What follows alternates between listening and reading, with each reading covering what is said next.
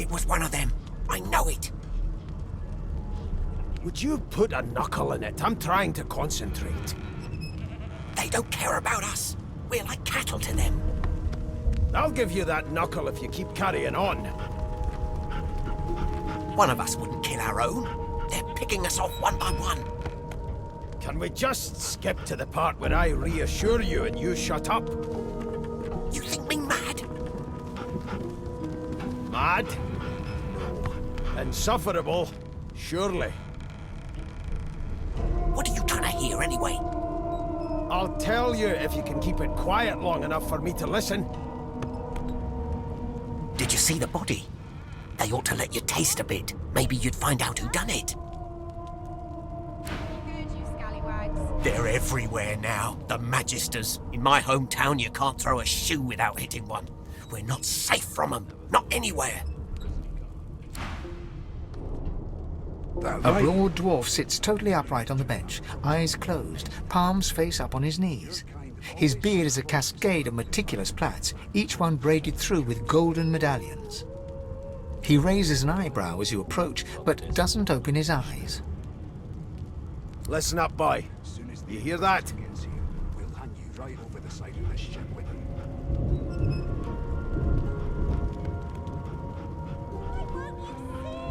His eyes snap open. He looks at you and frowns. Murder? Ah, that's what they were going on and on about. I wouldn't know anything about it. I kill a man. He knows who done it. His daddy knows who done it. And the mayor knows who done it too. His eyes flutter shut, and he assumes his position of repose once more. Whether they catch me is another matter, but I ain't one to hide my accomplishments.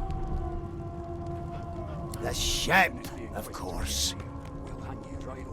A wave of sound washes over you.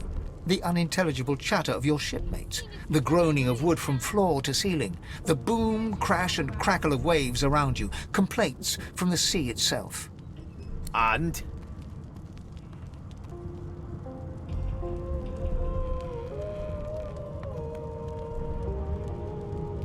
The fellow cocks his ear, listening. That isn't anger, it's... He cocks his ear to the other side, then smiles. Anticipation. She senses something. I'd hold on to my breeches if I were you, mate. That's all you hear, though. Listen close. There now, just like that.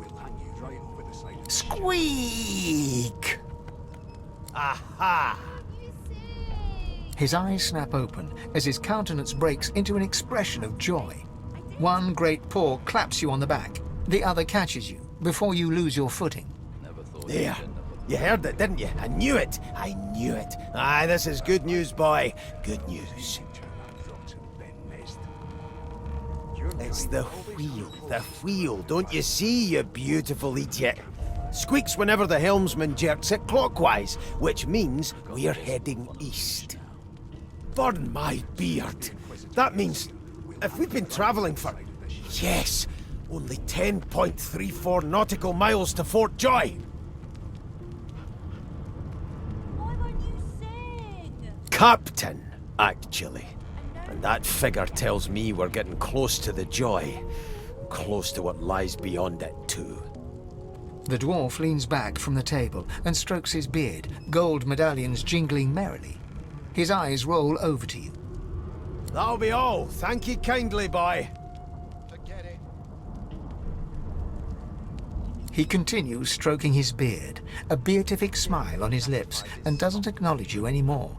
I've seen more appetizing things coming out of plague-stricken pigs. If you'll be pardoning me, I'll be much obliged. There's nothing else I can make, Your Majesty. You say he likes it thick and long. And combs it out all dilly-eye day. You say he likes it big and strong. And combs it out all dilly-eye day. He twists and rubs and tweaks the nubs. He strokes and pokes like all the blokes. He say he'll touch it all day long. farms it out all dilly-eye day.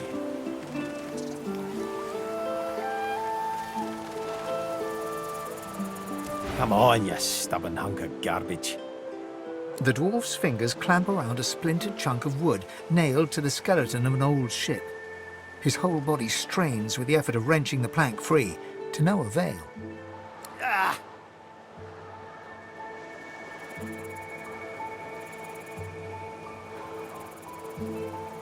Eh? Oh, that. That won't be my first or last roll on a lost boat. Reckon I might have had a harder time of it without your help, though. Bravery on the high seas is rewarded tenfold in the hall, you know. Now, if you'll excuse me, I've got business to attend to. The dwarf spits into each of his calloused palms and rubs them together before placing them both back on the plank and pulling.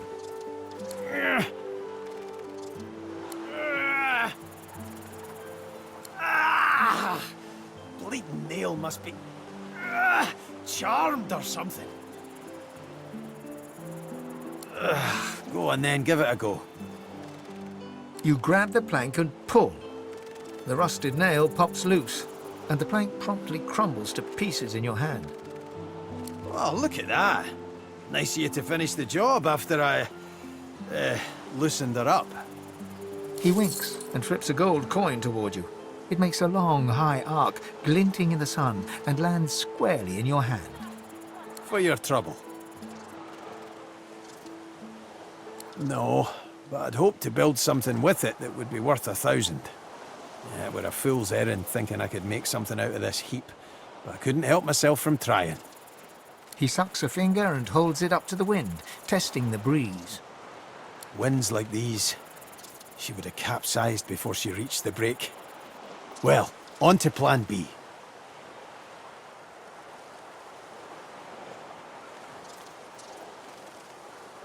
He gives you a wry look, as though deciding whether to trust you. Aye, was planning to build me a raft and paddle off. I've got business north of here, in a town called Driftwood. Far be it from me to miss an appointment. Why don't we make a deal then? You help me get out of this place, and I'll do the same for you. That's the spirit. He lifts an invisible cap and bows with the grace of a courtier. Pleased to make your acquaintance. The name's... well, the name's dead and buried. What matters is what they call me. Beast. Well, that's quite the story now. Let's save it for a better day. Say when we finally make it off this damn island. Suffice to say, I'd at least be Captain Beast in better times. I'm out of a ship at the moment, though. Even a salty old dog like me's got to sweat on dry land now and then. Anyhow, we're a team now, so the me is not half as important as the us. Let's get down to brass tacks. Fighting, I mean.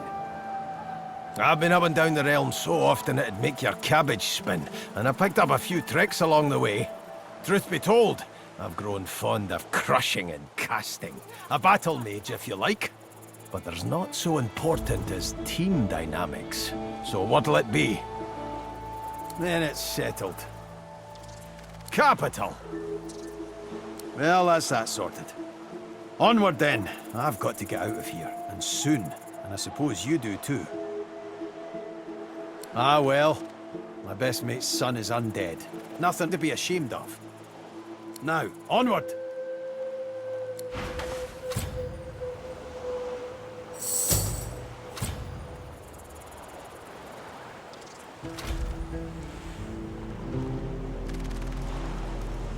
Not drawing many winning cards of late, but I won't be crying over it. Sailed away from my last island prison scot-free. No reason I can't do it again. I'm no people person, but I've had a run-in or two with magisters before, and let me tell you, most of them couldn't pour water out of a boot. One way or another we'll slip past them. Just keep your head to the ground. You'll get more than an earful of dirt, I promise. You noticed that, eh? Well, I'm a lot of things, but subtle ain't one of them. So, there's some things you ought to know about me. I'm sort of Kinda royalty. I mean, I never wore a crown. Not with diamonds in it, anyway. I once stuck a wreath on my head and... Oh, sorry. I need to stop with that whole tangent thing. Anywho, let's just get it out there. I'm a bastard. The literal kind. And the other kind. The royals weren't all great with me, and I weren't too great with them. To make an overlong story over short, I started the rebellion and got caught and exiled to an island prison. Like Fort Joy, but 10 times worse. I would have died there too, if one of Justinia's ships hadn't sailed so close. So, I kinda took it, and off I went. Cool, right? And then I came upon the Victory. Nice ship. The royal sailors walked the plank as well as you could hope for. And that's where I found the notes. Right there in the open. Next to the manifest.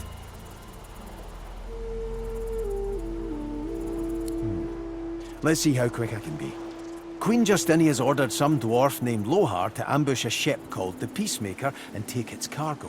Whatever's on it, she's using it against the rebels. She calls it Operation Downfall. Pretty ominous, eh? So, yeah, hoping to find this Lohar fellow and stop the Operation Downfall thing. And there you have it. Tangent-free. Mostly. Well, not mostly. A little. Okay, not at all.